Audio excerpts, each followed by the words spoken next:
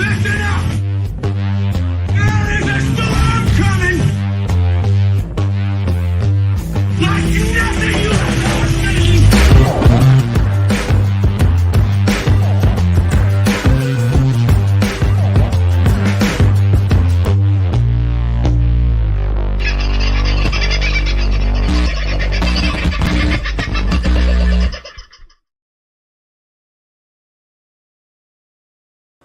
I'll hit that button, shall I? Hello, beautiful people. How are you? How are you? How are you? We've had some interesting connection issues last evening. Couldn't get connected on the Telstra connection. Couldn't get connected through the other thing that we use either, which was a bit strange. Quite strange, in fact. But there were a few things I wanted to tell you about, which I'll go into tonight. But some things happened, particularly in the southern part of Australia yesterday. There were a lot, and when I say a lot, I mean a lot for Australia, military flights in and out of Victoria, around southern New South Wales, and in other parts. In fact, there were over 30 alone yesterday morning around Melbourne and emanating or ending in Melbourne. Interesting times, but people have been reporting internet connection problems all over the country over recent days. Slow internet connections, and even Starlink having issues at times. Don't know whether or not anybody has control of Starlink outside of Starlink, but you've got to assume if the white hat laws of Tesla being involved, or at least Elon Musk being involved, are real, then the white hats must have some control there, we have to say. But anyway, weird times as it is. So I couldn't get with you last night. Do apologise. We will cover a bit of that stuff, but some of it you'll already know about, and it'll be pretty boring.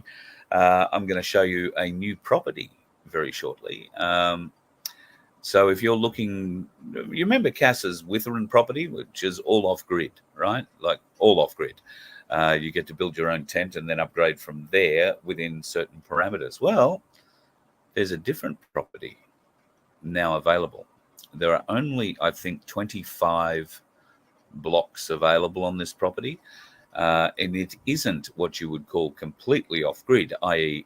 it has electricity, which is a big thing, and you are allowed to build something a bit more substantial if you so desire, within, once again, certain parameters. It is a community living project, much like Withering, and if it's something you might be interested in, it's worth a little bit more to get into than Withering.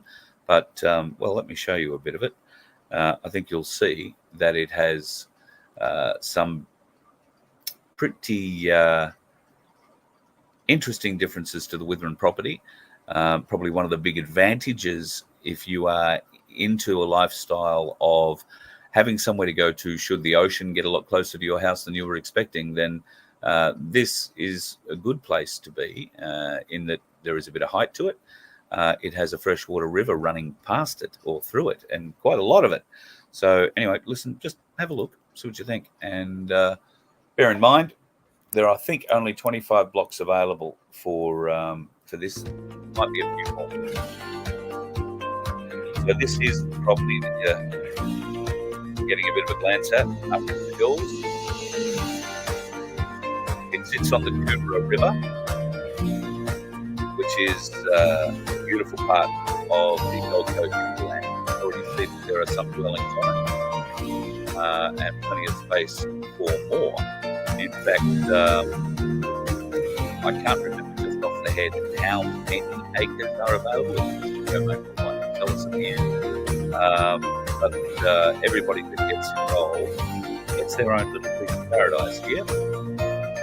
And from the look of it, just having a bit of a glance, hard to tell right now. I suppose you don't know what the video was shot. I didn't shoot. The river doesn't look like it's caused too much flooding damage anywhere along there. Just from a there. So thanks, it is a beautiful part of the world. Anyway, I just wanted to let you know that there was something like that available now. If you want to learn a bit more about it, Cass can help you out with details. Cass at vofhq.com. fernyhaven.com. Ferny Haven is the name of the joint. And it is absolutely spectacular. 295 acres. Hang on, let me see if I can share this again. Might need to make that full screen so you can see it.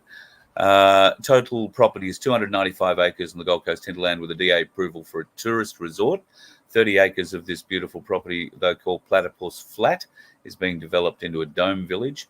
The DA approval is for a reception centre, office, multiple cabins and relocatable homes, 25 in all, making it the perfect location to come and stay as your getaway spot or a rent-outerer, as an Airbnb possibly. And there's a bit of rural worker accommodation money that you can get access to too if you have something like this. Surrounding the property's acreage, 265 acres, runs 80 head of cattle, goats, sheep, and has it all from ridge tops right down to the beautiful Cooma River, 1,000 metres of fresh water frontage where the platypus swim. I know of another place that won't be too far from there that platypus swim at. If you've never sat at a creek and found a platypus swimming in it, I've got to tell you, it's one of the most magical experiences. A, how many of you have ever seen a platypus in the wild? B, how many of you have been close enough to be able to almost touch it? Don't touch it. Don't touch the males particularly. I have a little surprise for you that you won't like. Sunflower, thank you so much. You were first in the room tonight, and you've given me a sticker. Love your work. I think there is half a chance I might actually get that. Don't ask me why or how, because I don't understand it. But it'll have something to do with an algorithm, not a person. I won't tell if you don't. What's happened with your daughter? Just found out doctors have been claiming her Medicare without her knowledge. Yeah, what? 20 times so far this year. She's only been to a doctor once, hospital twice after a cat bite. Nasty cat bite infection. That's why you have dogs. Probably same infection, but they're much more lovable. Wow. What do you do with that news? We need to explore that a bit further because, well, that's fraud to begin with. Is this a practice you're going to, or is this a single doctor? Is it the practice that's just charged out, same doctor doing that charge out all the time? Is there any regularity to it for some reason? Who does one complain to? Because you're not defrauding, well, they're not defrauding you, I guess, because you haven't paid them anything. They are defrauding the people through Medicare, though, 100% of the time. My God, some of the things. I once used to drink at a pub with a man who was very keen to get me involved in medical centres. He said, it's a wonderful business. I said, I'm not a doctor. I don't know anything about medicine. I don't know anything about medical centres. He said, you don't have to. All you got to do is open the business. They will come. And you charge accordingly on top of their charges. That's how this bloke made a mozza. He just opened up clinic after clinic after clinic after clinic and shoved as many doctors into them as he could. And then there was another little system involving Medicare. And I met this bloke at a pub that my sister used to frequent a bit, and she'd met him. She at the time was working in an area of an agency that had a lot to do with Medicare. And you could see this guy was working her for information. She wasn't giving any of it. She was pretty cluey. But yeah, interesting times back then. So medical centre ownership and the rorts that medical centre owners can potentially do, that's pretty interesting. And I think there were many alleged crimes committed from doctors in those sorts of practices that were just billing the drug system. They were before tracking of the heavy drugs, if you like, was in full effect. You know, you could go doctor shopping, and this bloke was sort of advocating that too, along those lines. So Wow. Be interested to learn how you're going to progress with that, Sunflower, because that's a hell of a story. Imagine how many other people's Medicare cards are being used as well. I guess the question is, and don't answer it just now because I've starred your questions. I'm not in the main chat. I guess the question is, how did you find out that they were billing your card, or your daughter's card, an extra 20 times so far in a year? And how do the rest of us find that out and then query that and find out what happens? Because you know what happens when you lodge a prosecution and you're not involved in it? They don't tell you anything about it. Might be hard for you to lodge, even though they've defrauded using your card or your Medicare number. That would be an interesting discussion for any legal beagles that we might have watching us that aren't trolls. That'd be very interesting. Still got the digital ID to fight. You're so right about that, Alana. But very excited about the RBA inquiry. Yes. Looks like Dutton's going to stand against it. Well, yeah, we'll see. I don't think they're expecting the volume, and I hope to God that the other inquiries have got similar, if not greater, volumes of submissions being put in. You're right, Alana. It's a big effort. Everybody who contributed should be thanked. What else? Jack, you've got something here. News maybe to some, maybe not to all. Craig Kelly has joined One Nation. Yes, I saw that. He'll be running the campaign. Let's see what he manages to accomplish in the upcoming election. Yeah, it will be interesting. So he's working behind the scenes, not running as a candidate. Yeah, interesting. Anthony, don't know if you know, but I was going through my channels that I'm subscribed to, and there's cover. Oh yeah, right. Voice of Freedom. Yes, Voice of Freedom is still up there, but if you note, there won't have been a new upload to that channel, I don't think, since January the 24th, I want to say. And I have no access to the back end of that channel to upload anything afterwards. So while it's still alive, I can't actually do anything with it, much like Nun2K. I have no access to the YouTube studio, as they refer to it, which is the back end of the system, where you get to change all the good bits. Camillo, busy week handing out flyers. For those of you wondering about who this bloke is and why on earth he would be handing out flyers, if you happen to be in the Division 10 on the Sunshine Coast area, that would be Nambour and surrounds, then this is the Camillo that we're referring to.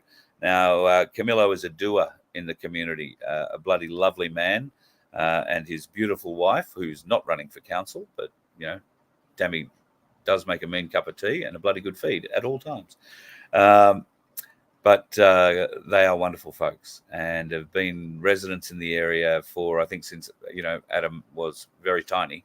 So, Camillo, former serviceman, and thank you for your service, mate. Thank you for your friendship, and good luck tomorrow. I hope the people of Division 10 realise what a gem they have in you, and the folks who might be in Dunkley, I hope you recognise the thank you very much, what dreams make. I hope you recognise in both Camillo and Darren Bergworth that you have very good representatives. Dunkley tomorrow, of course, the election's going to go hot there. And, well, what can I say? I'm just trying to find a tweet that I saw. I'm getting a few questions about the Tooth Fairy. Yesterday or the day before was National Tooth Fairy Day. So I figured for our international visitors, I would show you our tooth fairy. That's the drop bear tooth fairy. You imagine waking up to that. Very, very unpleasant indeed. I'm just trying to see where this friggin'... look, maybe I haven't got it here at all, and I've been telling a furphy. Anyway, I shall move on. Quick glance into the main part of the chat just to see how you're all going.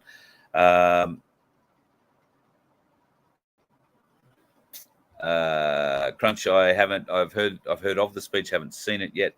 Albo today was in Frankston. He's pushing very hard in Dunkley. Labor really can't afford to lose it. Labor are holding it, I think, by about 6% at the moment, but it's weak. The Victorian Labor government and the federal Labor government haven't done themselves any favour trying to get re-elected in that Dunkley seat. And they weren't expecting it, obviously. The former member in there, the sitting Labor member, having passed away from breast cancer, obviously, tragically. So this was rather unexpected, and they've had to plough quite a few $1 million into Frankston to try and shore up the walls. I don't think it's going to help. And I was speaking to Darren. I would have had him on tonight, but I'm just a little bit unsure of the election laws pertaining to interviews and advertising and that kind of thing. So I knocked him back tonight, but I will talk to him tomorrow, probably a couple of times. He'll be on the polls all day down in Frankston at Dunkley, as I'm sure Cam will be around Nambour at the Division 10 polling places, shaking hands, kissing babies. It's much better that you do it that way, unless you're one of those pedophiles, in which case you'll probably be shaking the baby and kissing hands. But that's a whole other story. Look out for them, folks, if you're in either of those places. And if you don't know who you're going to be voting for into your local council elections tomorrow in Queensland, God help you. God help us. Because I've seen some things. I was looking in, promising you to do a little story on local council stuff, particularly local council stuff around here. Mate, got to tell you, dirty, childish, dirty politics all round. Some naive, dirty politics, some seasoned professional dirty politics. And I was going to try and help you discern the way that you pick these people, but and some of the vision that I have, particularly of sitting council members and the way they behave in chambers, is appalling. Appalling.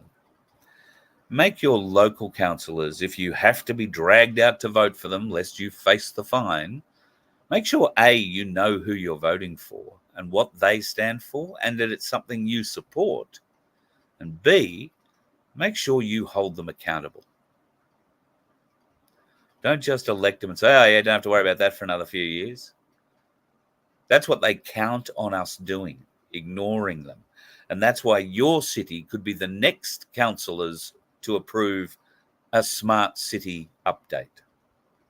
Next thing you know, you've got new LED lights out in front of your house, capable of looking at you, listening to you, capable of facial recognition, number plate recognition, capable of smoke detection, all sorts of interesting sniffer things that they will be able to detect through those lights.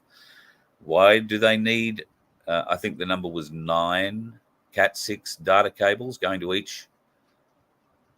each pole? And each one of those cables capable of holding 156 different channels. What are you going to put on those channels, people? They're the questions we should be asking.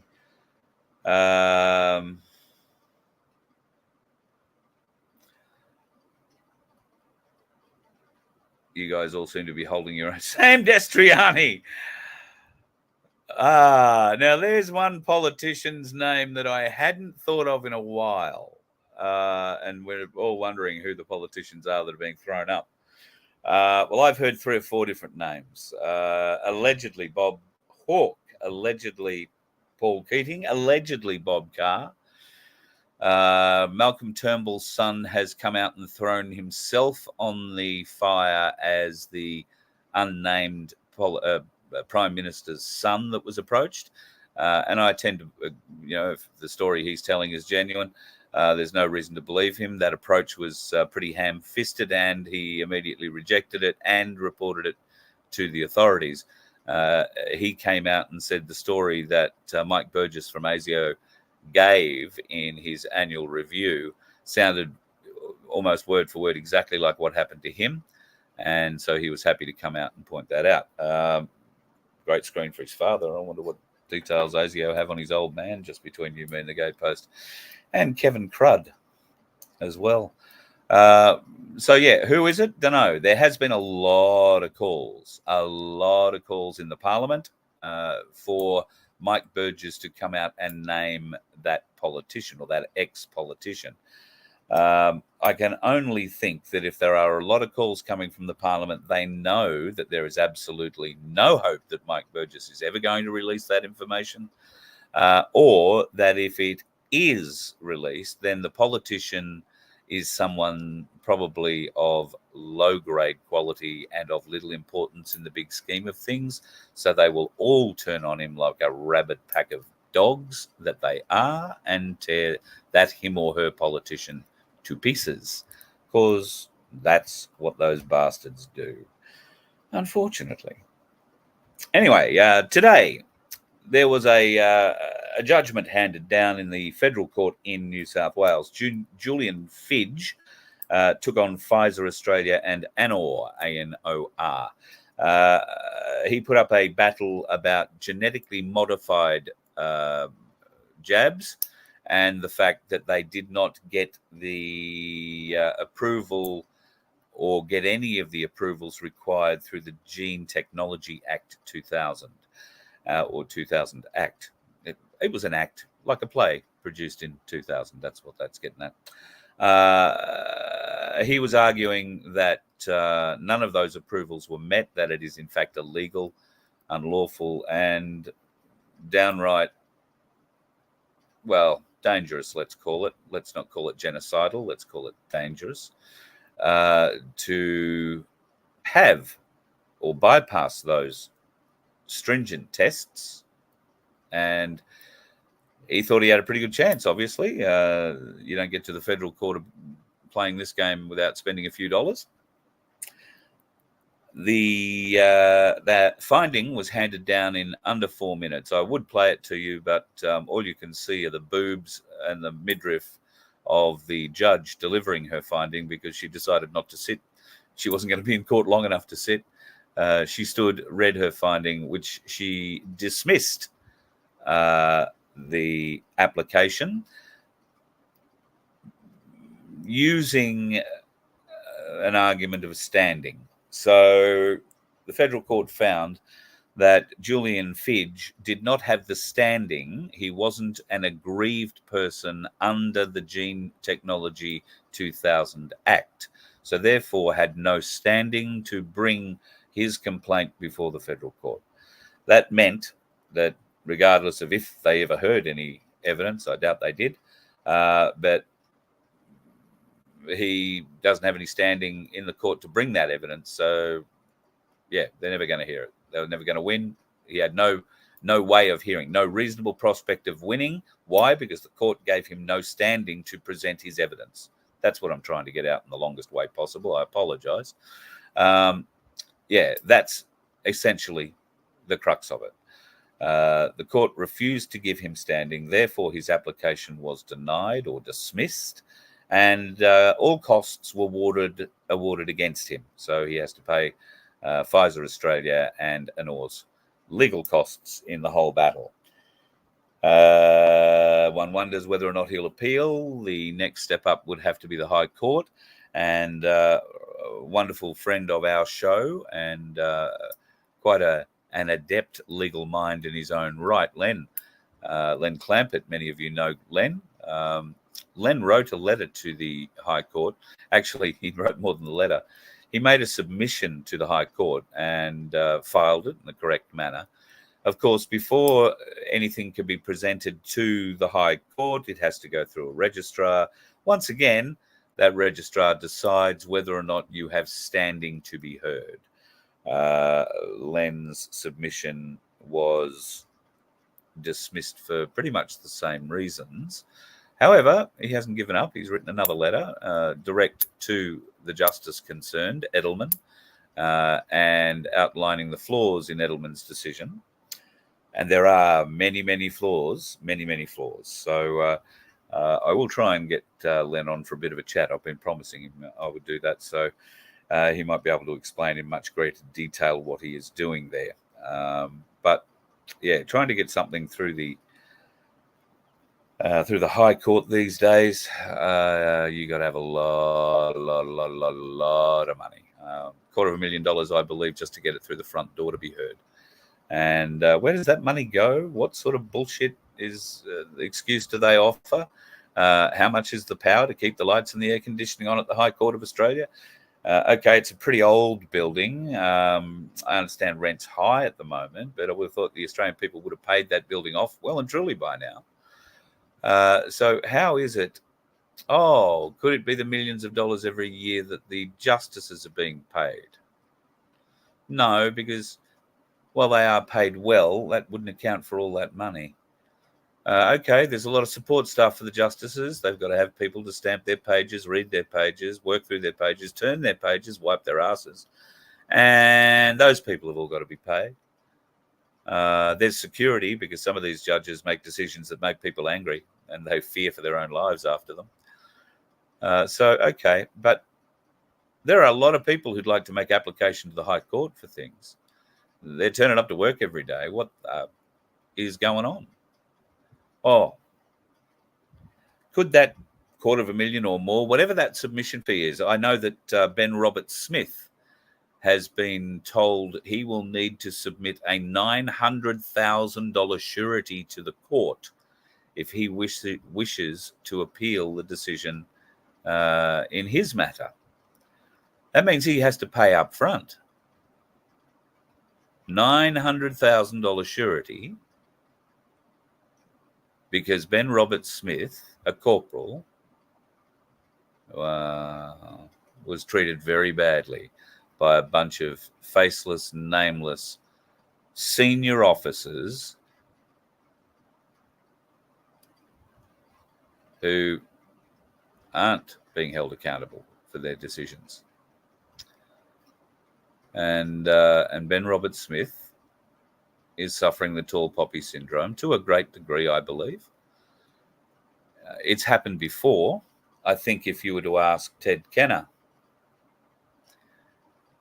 if he felt hostility at times when he walked into an RSL or when he walked into an officer's mess, you have to understand that when you're presented the VC, everyone salutes you. Doesn't matter what rank you are. Everyone, from the head of the Defence Force down, has to salute you. That engenders a great deal of jealousy, for the want of a better term, a lot of bitchiness, cattery, and it plays off in the background. Don't think that Ben Roberts-Smith didn't suffer from any of that. He did. Quite a lot of it, but a huge amount of it. In fact,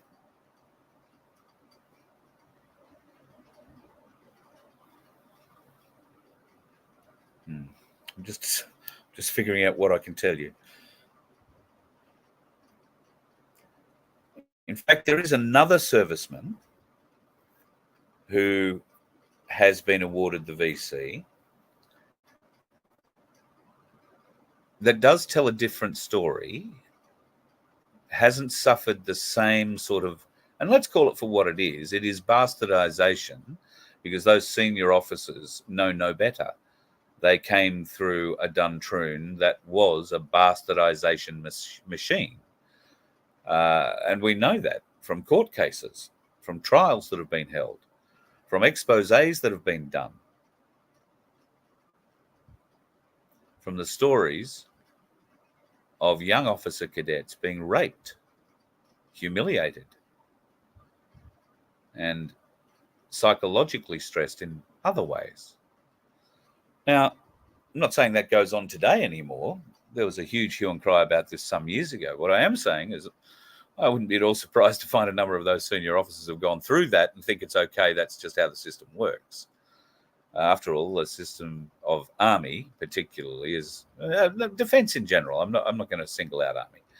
It's all about indoctrination. It's all about doing what you're told when you're told. And when people show a little bit of initiative, It's not necessarily frowned on, and you certainly won't gain promotion out of it, unless, of course, you end up with a VC out of showing that initiative. So if you are concerned, and you have concerns about Ben Roberts-Smith, I would like you to go and read the citation for his VC. It is available. You can download it and read it publicly. That citation is an action report of what Ben Roberts-Smith did to receive the VC, the Victoria Cross. That is our highest medal of gallantry, of valor, of courage. Go and read that. And then, if you are still of a mind to believe that he's just a cold-blooded murderer,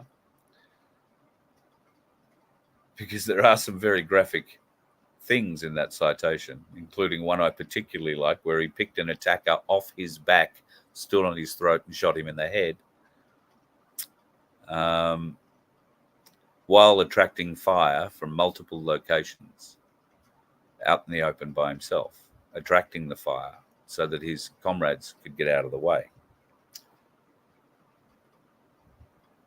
get to safety, get to higher ground, get a better firing position, whatever. He was attracting the fire. There is a lot of jealousy that goes on with all of that, and I'm just sad that that Ben Roberts-Smith has been made to suffer it. I doubt that he's still got the VC. I imagine that will have been sold or at least handed over as part of the deal for the legal fees that have already been incurred, that have been looked after by Channel 7's owner, Kerry Stokes. Ben, for those of you who don't know, was actually given the job of manager at Channel 7 in Brisbane once he left the army. It was more a figurative role than anything, very good for selling ads and holding events and all that kind of thing, although he does have administration skills, just never been in the media before. However, that job I don't think is still his. And from what I understand, Ben doesn't spend a lot of time even in Australia at this present point anyway. So good luck to him if he sees this. Thoughts are with you, mate. It's not a fight that I ever thought you'd have to fight. So it's just wrong. Let's get on to something that's a little more weird, shall we? Do you like weird? I don't mind weird. I want to share something with you. Virgin Australia, I beg your pardon. Virgin Voyages have cancelled all their trips in Australia. They'll see out, I think, the current cruise season, but after that, they're not coming back. And for all you who booked next year, forget it. What's the excuse? Well, the excuse is something to do with the Red Sea. Transiting the Red Sea is dangerous at the moment. We don't know how long it's going to be dangerous for. Could be a few years. Well, yes, I guess it probably could be. As far as I understand it, there are a lot of American, British, and French warships in the Red Sea at the moment, pretty much ferrying and protecting any vessels transiting through it. But yes, I guess a nice big red and white cruise liner with 2,000, 3,000, 4,000 people on it would make a very inviting target to a Houthi launched, I'm not going to say controlled, a Houthi launched cruise missile or something similar. So I can understand that. Do you have to come through the Red Sea to come to Australia, is my question. A lot of cruise companies are struggling since the Great Jab and the Great Lockdown. Most of those cruise ships, if you're unaware, sailed back to the Philippines and moored around the islands there. Some were cleaned, some were refurbed, some were taken out of service. Some of the refurbed ones came back with a different paint job and are now here in Australia. One is based here now. I think the old... I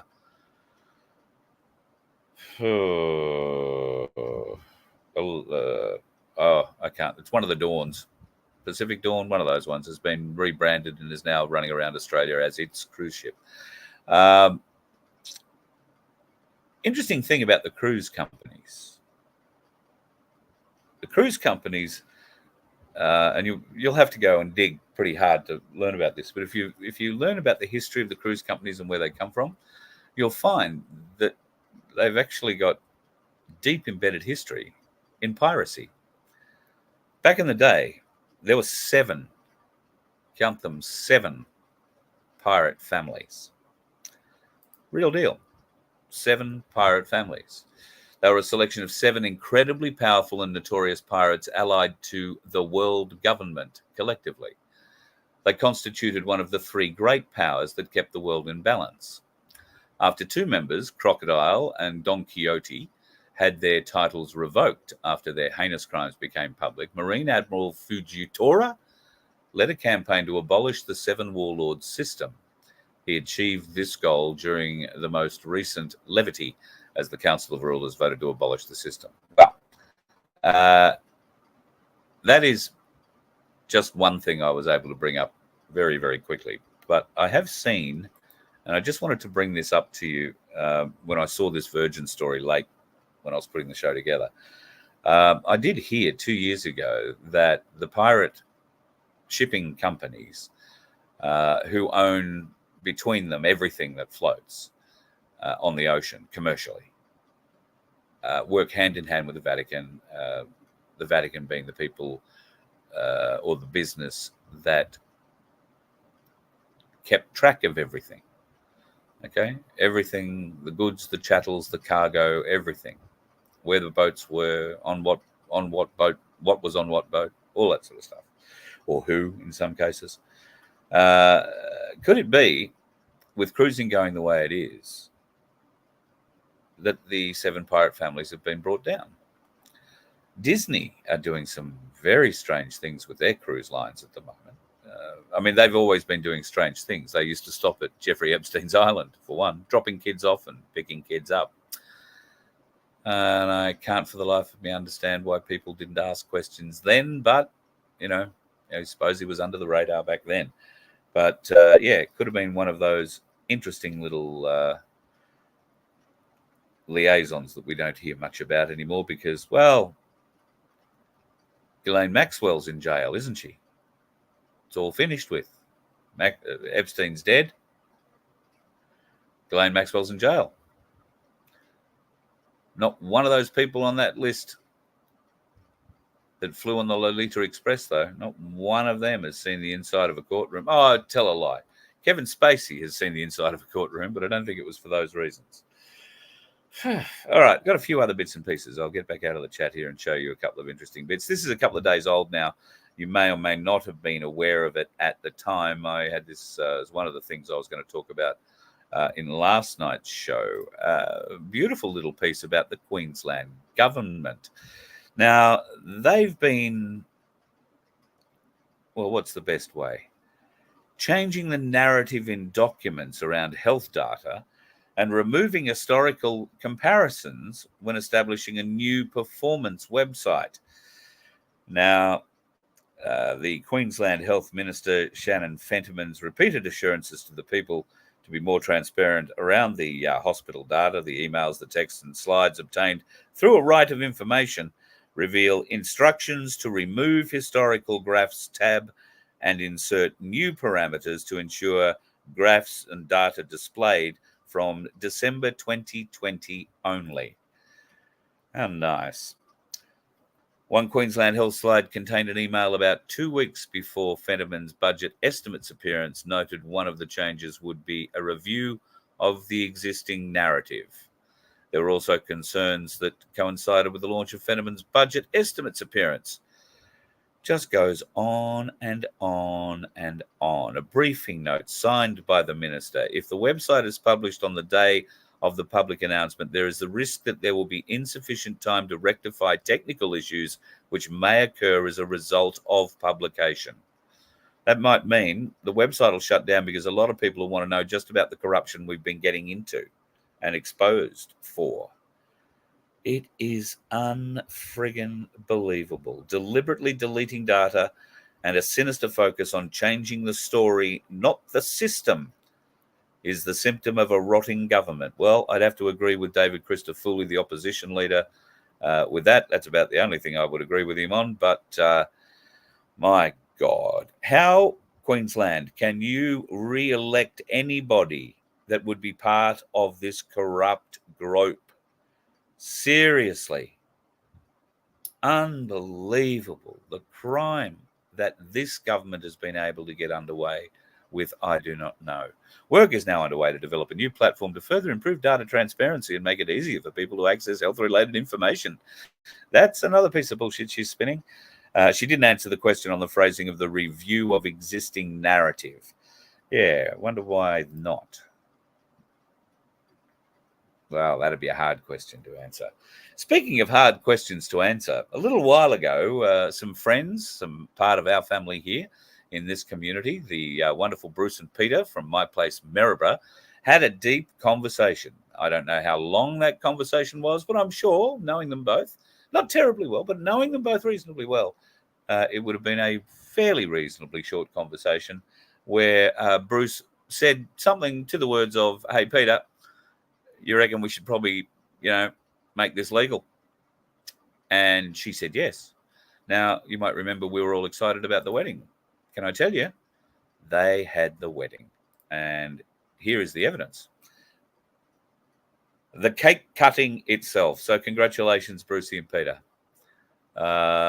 Thank you so much. I didn't even ask if I could put that up, but everybody in Maryborough knows who you are. So God love you. Happy life together. And I'm sorry I couldn't make it down there for your day. Speaking of cruise ships, look at that one. Isn't that beautiful? That's a lovely cruise ship. Just moored up. You would think when a cruise ship comes to town, you as a town are going to be pretty happy. Well, ordinarily that would be the case. But that cruise ship, as it turns out, is pulled up at Harvey Bay.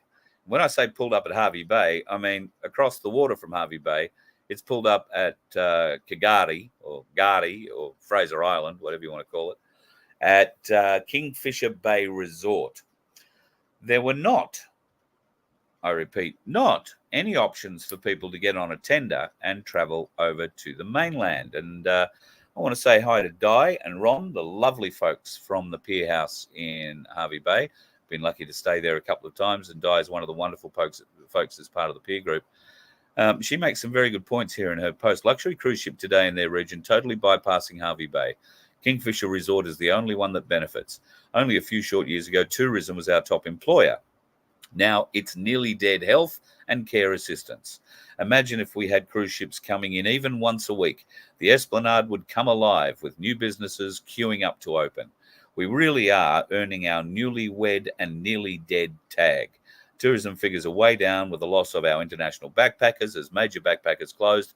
And the last one will close with 21-story build. That's a new building they're going to be putting up in Harvey Bay, 21 stories high, coming soon. Soon, we may just lose our newlywed tag too, as young working people don't seem to stay long. Sadly, that story is not just happening in Harvey Bay. It's happening in towns and cities all around Australia. And it's because of the useless bastards that have been elected to represent us in that place in Canberra. We have to change, don't we? I mean, how can the council in Harvey Bay not be making representations to the cruise company to offer land or shore trips, not just to the island, but over to the bay? I think there's quite a few things that people would enjoy if they made it to the mainland around Harvey Bay. Oh, there's a no caller ID ringing me this late at night. That's never going to be good, is it? Certainly not watching the show. So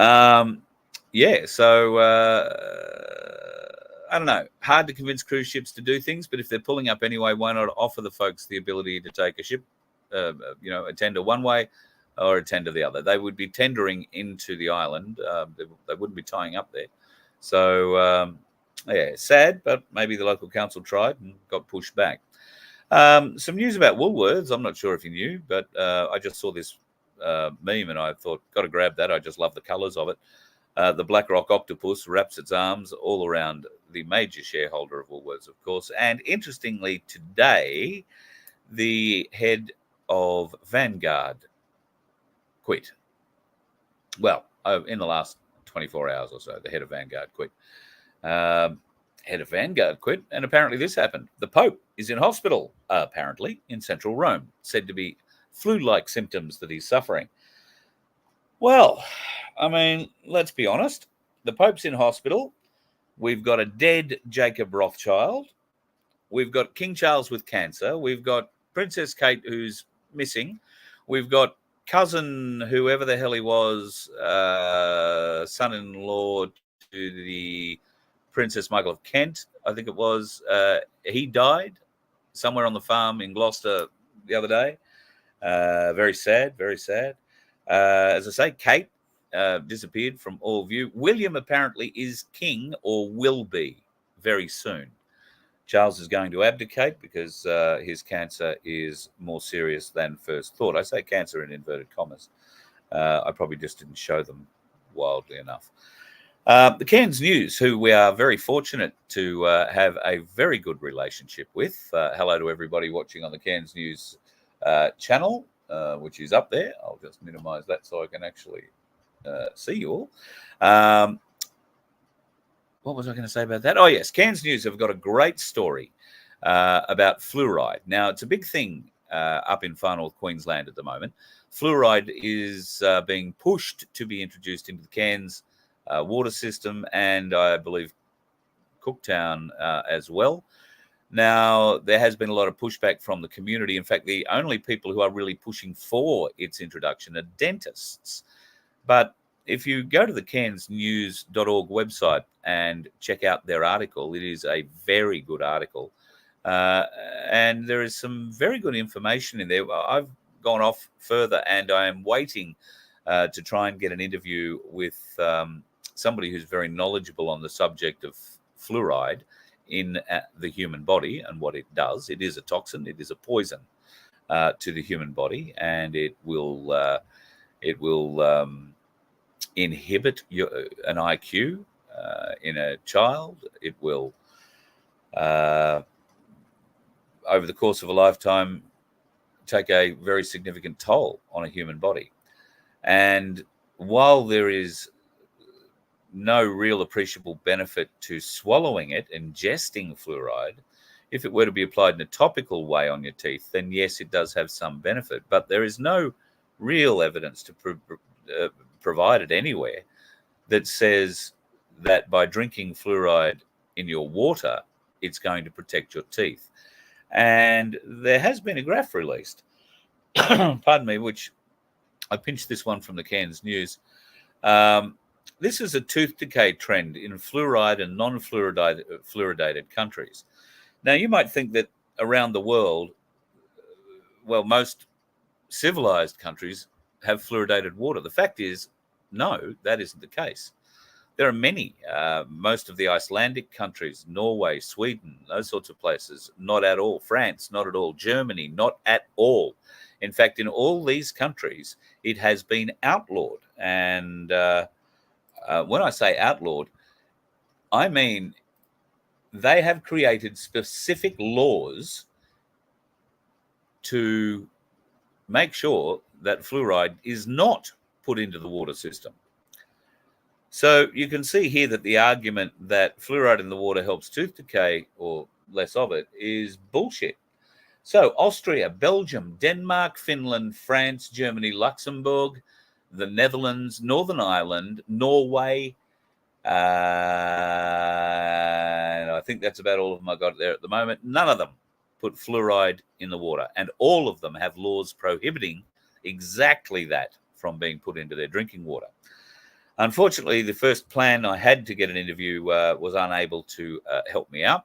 The second plan I have for an interview is actually an American professor who was out here during the lockdown, got to spend a lot of time here and knows the damages of fluoride to the human body intimately. So because of the terrors of time differences, I'm still waiting for a reply to my email, and the fact that he's probably got a very full email box. He and his son are currently fighting a fluoride case in America at the moment, and it's presenting what some are terming irrefutable evidence. Irrefutable evidence of what's going on. Speaking of irrefutable evidence, and I'll say irrefutable in inverted commas, March is going to have more interesting releases than February. Now, if you don't think that February had too much disclosure in it, go back and have a look at February. Go back and have a look at what's happened. Look through the mainstream media lies and read between the lines to see what's happening. Now, I think I told you, it was either December or January, or might have been earlier than December, that February and March were rumored to be very, very big months, significant months in the disclosure. March.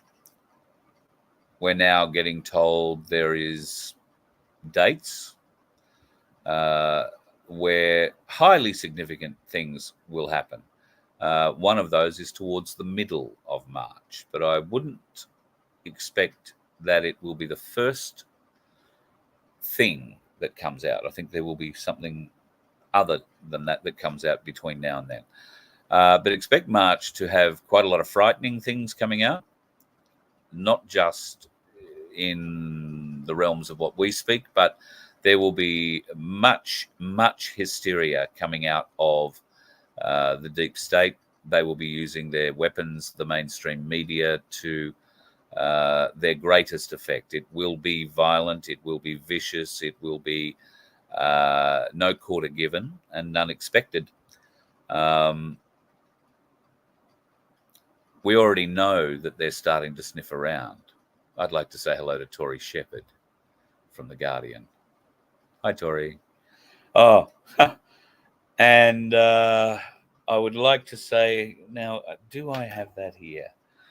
Oh, you're going to love this. Yesterday, I was forwarded a document that comes from the RMIT fact-checking unit, the Fact Lab. Now, this was an internal document.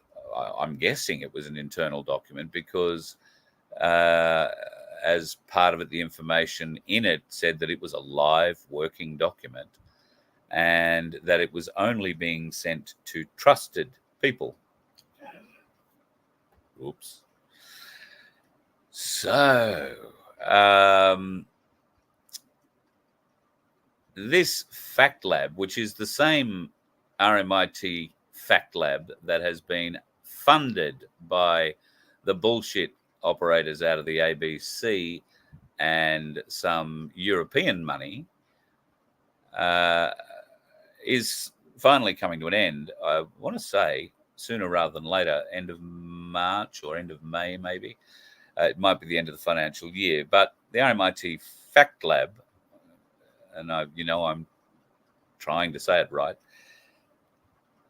have decided to have a go about certain facts in a certain show done here with a certain guy from South Australia. Now, very shortly, if they didn't do it today, then I suppose they will in the not too distant future. The Guardian, particularly in South Australia, is going to come out with an article where they're going to debunk everything that this gentleman said in the program. They're going to say that, well, he said this and that's not true, and present the evidence that it's not true. Well, we had a bit of a chat yesterday, and we've discovered that everything we spoke about at the time was factually true at the time we spoke about it. What's happened in the interim? Turns out the South Australian government has changed a lot of things. A lot of things from what we were discussing and potentially saying were matters of concern to now, well, they're presenting it a different way. I'm not going to say they're presenting it right or better or more openly, but they're just presenting it differently. But the Guardian and the RMIT Fact Lab have got a few of their facts wrong. One of them defames me, which is interesting. This document also had an email address on it with a name. I did little backflips for joy. How often do you get a fact checker's name and email address? Like an actual real one. Not just any one, though. This one was the head of the lab. Fact, the lab. The head. The person at the head of the document. The one saying this is the live document. Trusted people. Esther. How are you, darling? So I thought I would send a reply or send an email to Esther. Because, it felt only fair to send something. And by way of that something, I sent a request for their defamation insurer's details so that we could begin proceedings. The email I got back, and I won't bring it up now, but the email I got back was wonderful, hilarious. So the fact checkers at Fact Lab, at the RMIT, one of the most learned institutions in the country, supposedly, doesn't exist. My email bounced back from their uts@edu email address. UTS never heard of this person. Don't know who it is. No email address of that nature known here. We don't know. It's a fake. So the fact checker's email address is fake. Or they just don't want to provide their defamation insurer's details. You weak, gutless bastards. But we know who you are, Esther. I'm not using your last name, but I will. The time will come. I rang the RMIT today just to ask to speak to Esther. Apparently she wasn't in. Not that she doesn't exist, just that she wasn't in or available. So how's that? How's the irony? The fact checkers who tell us that it's all make-believe, it's all fake, are in fact fake themselves. Nameless, well, up until now. Faceless, certainly, but I can probably draw an image, given your surname.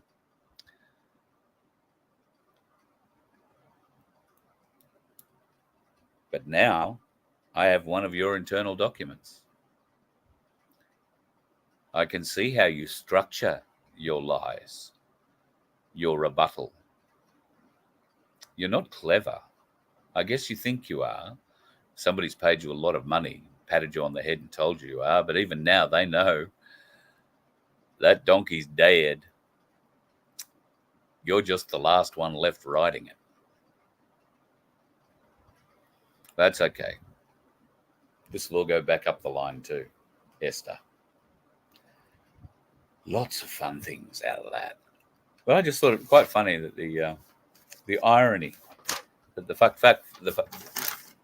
those bullshit artists that tell us we're bullshit artists are in fact non-existent bullshit artists themselves. Stunning. So back to the fluoride very quickly. A lot of things about it in Cairns at the moment. Read up about it in the Cairns News, but it is something that affects all of us. I can't speak to Melbourne. I know fluoride in Victoria has been part of that. Well, I remember having fluoride tablets as a kid, and lived in regional Victoria as a kid, not the city, but I remember going to the city and smelling fluoride water. We wouldn't drink it. Wouldn't have anything to do with it. But in the southeast corner of Queensland, the Sunshine Coast, Brisbane and the Gold Coast are all in it together. The fluoride poisoning continues together because their water source is shared out of the Wivenhoe Somerset Dam system. And of course, there is the Hinds Dam as well down on the Gold Coast. Fluoride is added to water in your taps everywhere in southeast Queensland. Now, Campbell Newman, when he was elected Premier, made this a local council issue. Should your water be fluoridated? Didn't make it a state government thing, made it a local council thing. So, Gold Coast Council, Brisbane City Council, Sunshine Coast Technologically Advanced bloody Council. What little cabal group have you guys got going on to keep poisoning us with this fluoride shit in the water? They're questions that maybe those we're looking to elect this weekend in Queensland can bring to their first council meetings. Camillo, be a great question to ask. Have the people been made aware that it is their choice to have the water fluoridated? Not the councils, not the dentists in the council area.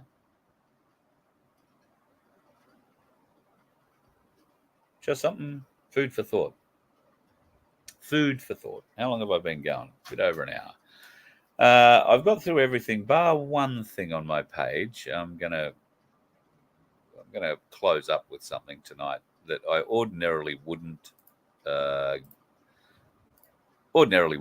give any airtime to. However, I have said in the past that I do enjoy tremendously creative people, and I don't really care which side of the fence that creativity comes from.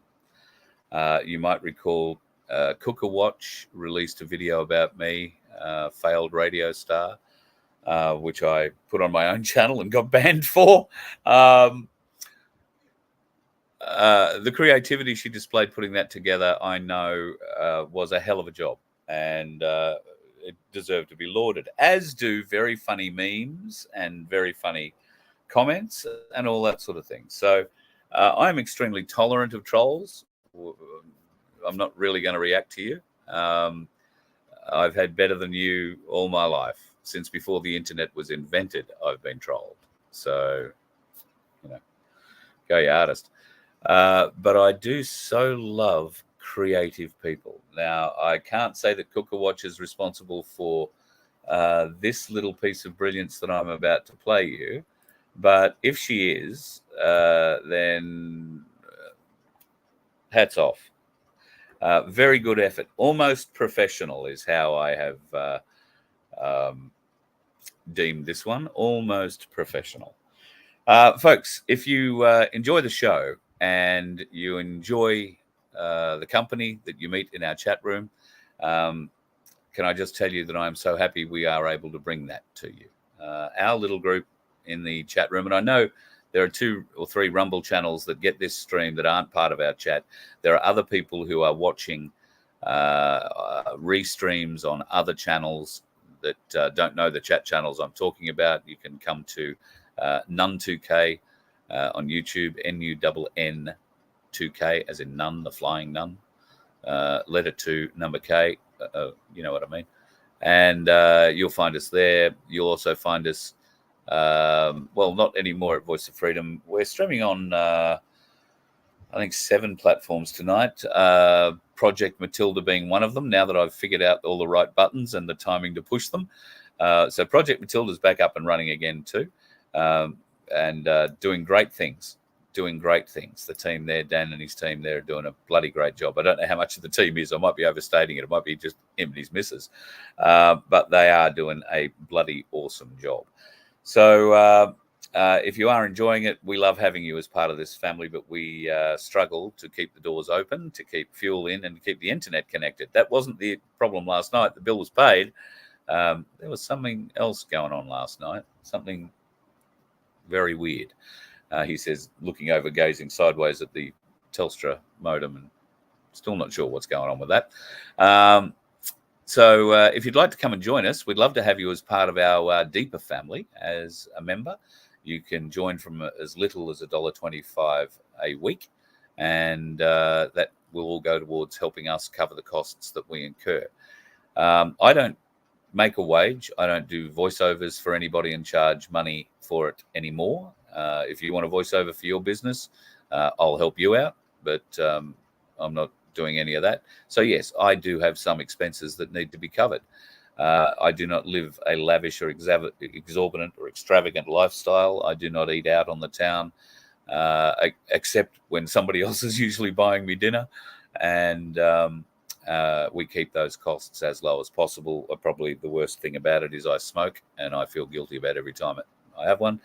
But I can only work on so many things at the same time. And trust me, if you were seeing some of the shit I'm seeing, you'd probably take up smoking as well.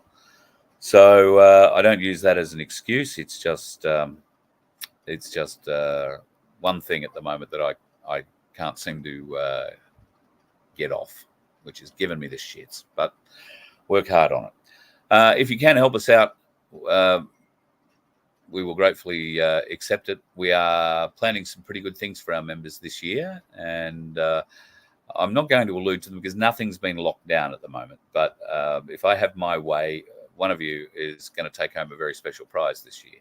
So we'll have to wait and see. That will entirely depend on the amount of support that we get. And it's not just financial support.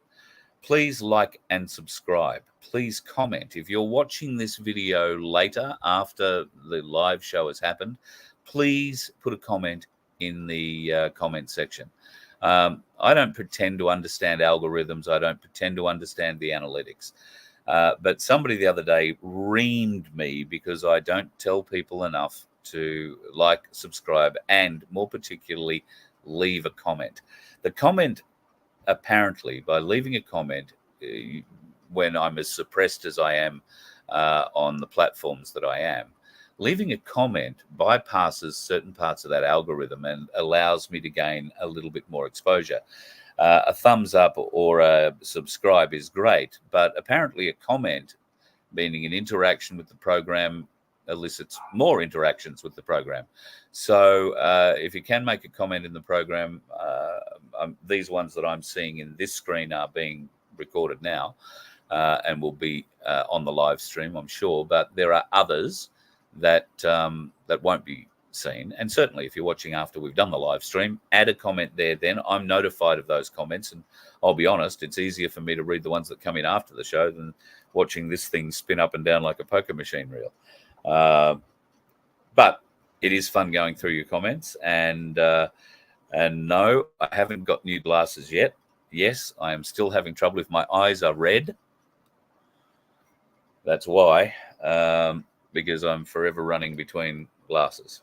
But we get there. Actually, Vince and I are talking about maybe setting up a different screen situation where I've got a bigger screen. That would make life a bit easier. So anyway, we'll see what happens with that. I have a very, very, very aged 27-inch monitor over there. I just don't know whether or not the writing's going to come up any bigger on it or not.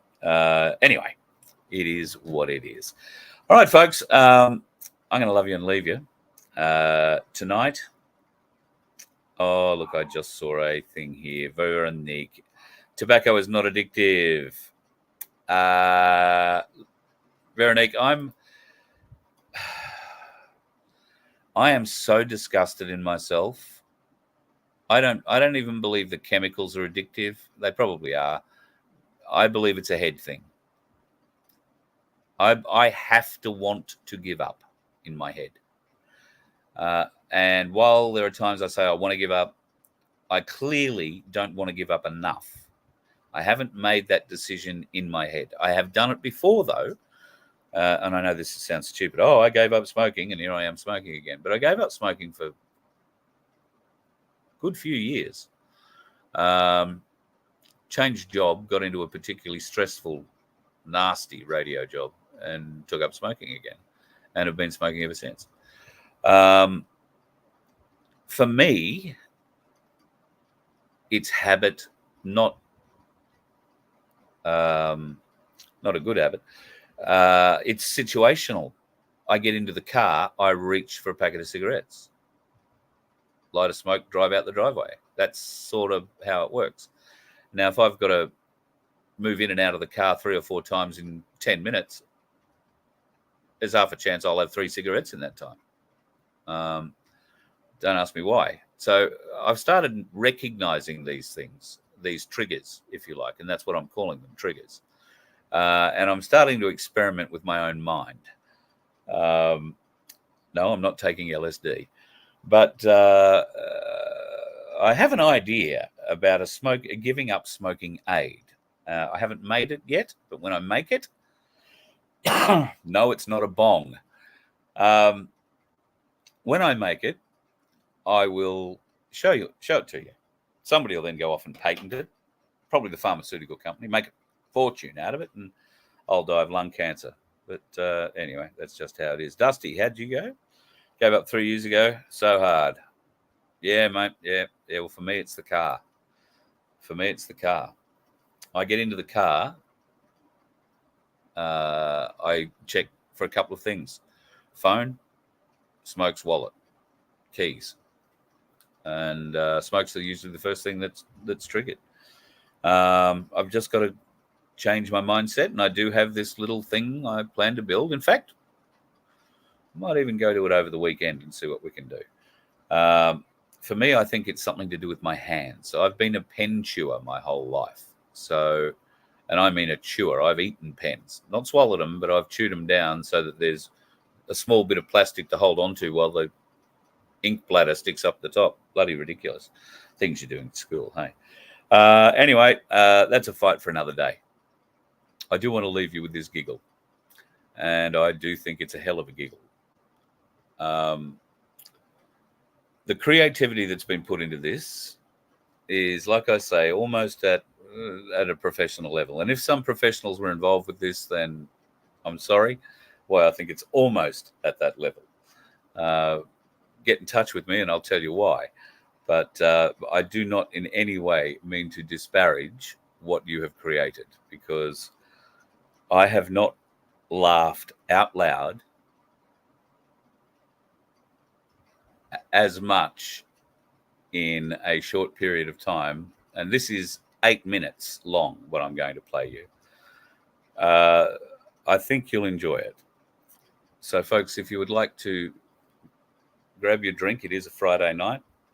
I might reach down and grab one myself and have a little bit of a look at what's been created for this wonderful little piece called Life on Flat Earth.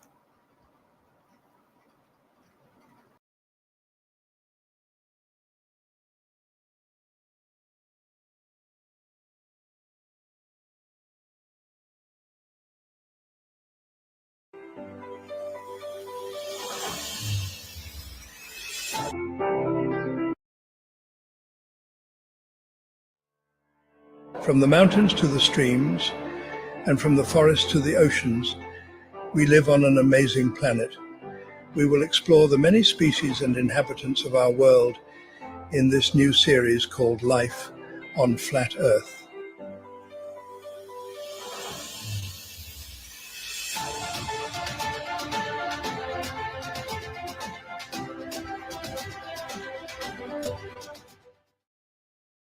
Today we find ourselves at Wollongong Harbour. We are looking at another species from the genus Cuccus erectus. This species is called Cuccus maritimus, and the subspecies is called a scrote. The interesting thing about the scrote is that its testicles are attached to its face rather than the groin area. Another name for the scrote is chin balls. Let's have a closer look at the scrote. A couple of things stand out immediately when observing the scrote. Firstly, it lives most of its time on a boat. Secondly, it appears mostly naked as it roams around. And thirdly, it gives itself grandiose nicknames. Here we witness the scrote calling itself Guru. It has also called itself a senator during a period of severe delusion. It's Guru here, as you can see from my hat. It wasn't that long ago when esteemed radio host John Laws gave his opinion to the scrote about his self-appointed nickname. Dave Guru, I mean, how intelligent is that? Would you really expect somebody within their right mind, somebody to vote for a clown who calls himself Dave Guru? The scrote faces many difficulties in life. One of those difficulties is illicit substance abuse. Here is some captured audio of the scrote involved in an illegal drug purchase. Nah, that was choice, man. But tomorrow night, you reckon I could have like a double dose? Because I'm having a really easy day before Parliament. The scrote appears to believe that taking drugs makes one more, quote unquote, awake. By awake, the scrote means susceptible to conspiratorial thinking. This type of illogical thinking is quite prolific amongst many species of Cuccus erectus. But all these people who have been out there and maybe had a micro or so, or had a few cones, or done this or done that, they seem to be the people who were aware and awake to what was going on. Scientists believe the what was going on refers to the lunatic theory that so-called global elites are capturing and eating babies. The scrote elaborates a bit further. Reminds me of the old 2 all-beef patty special sausage cheeseburgers under an SC bun. We used to say within 2.5 seconds to win a burger in the old days when McDonald's wasn't made out of baby meat. The scrote has an insatiable desire for media attention. Earlier on this year, the scrote became volatile and aggressive when it was denied a radio appearance. It threatened the radio station with an attack by 20,000 subspecies of Cuccus delusionus, another species we will be looking at in future episodes. I'm going to have 20,000 people lock up your radio station. Do you understand me? 20,000 people locking up your station this morning if I don't get on air. This is what you guys do. I hope you have a really good day for knocking me back, mate, because you're not going to have a very good day. I haven't been misled. I'm going to come up to your studio today, mate. The scrote goes on in a petulant, aggrieved manner, and then makes a strange reference to some farm machinery. Okay, so let's plough. Then, in a visual display of aggression, the scrote raises its arms in an apparent attempt to intimidate a radio station who cannot see or hear him. In an unfortunate turn of events, the scrote was arrested for his behavior, had an apprehended violence order placed against him, and was charged with harassment. The case is still moving through the courts, and the police still have his electronic equipment. It is unknown what the police might be looking for, but one can hazard a guess. I'm passionate about this kid thing, okay? I love kids. Strangely, the scrote, initially at least, seemed pleased to have been arrested.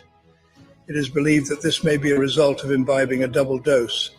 All right. Good evening, family. How are we? Exciting times at the moment, isn't it? Do you think we've been doing a pretty good job out there, guys?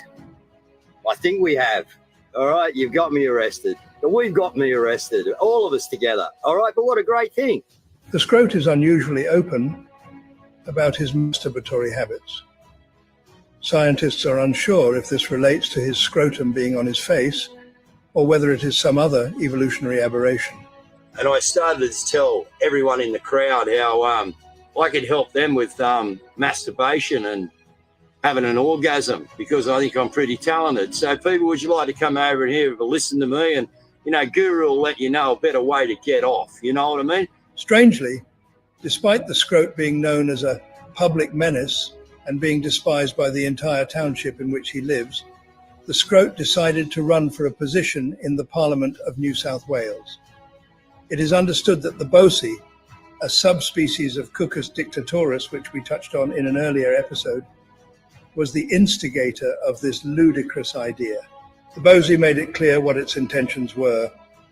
We have omitted the parts about hanging everyone as we are trying to keep the program PG, but I can tell you that it was menacing.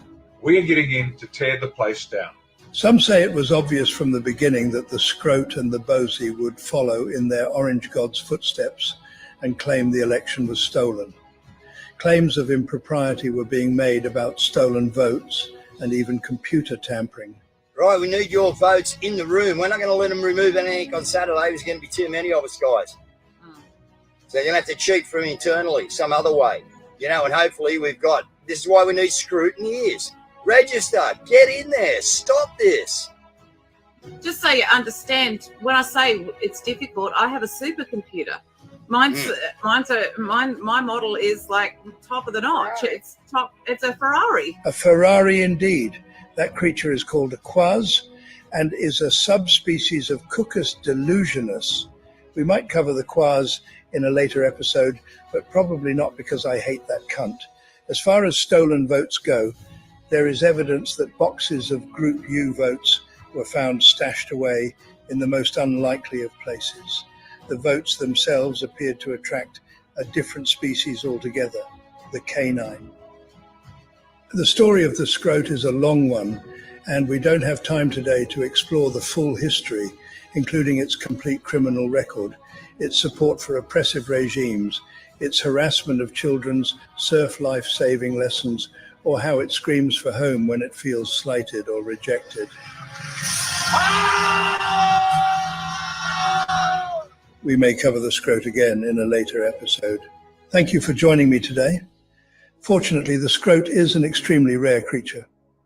Only 3 other scrotes have ever been born, and 2 of them were drowned at birth. Having genitalia growing on your face is correlated with low IQ.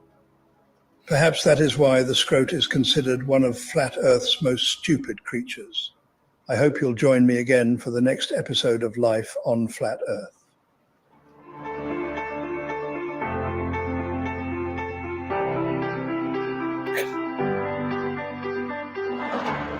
So there you go. I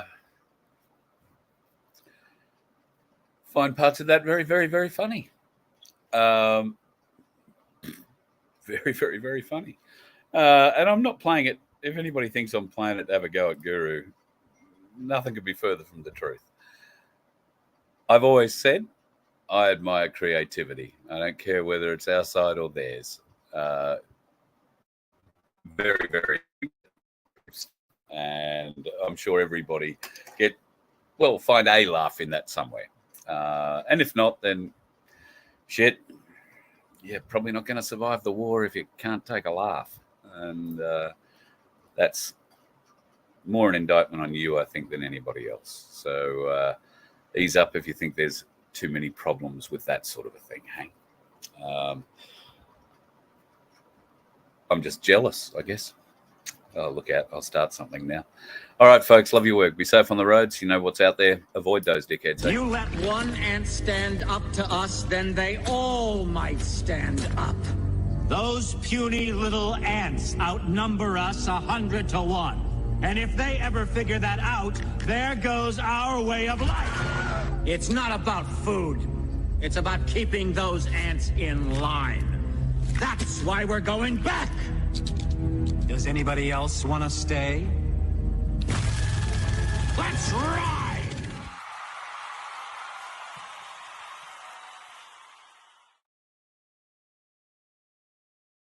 Just a quick one. I see there's a comment about the narration for David Attenborough. It was an AI narrating it. Okay, just between you, me, and the gatepost. How do I know? It's my business to know.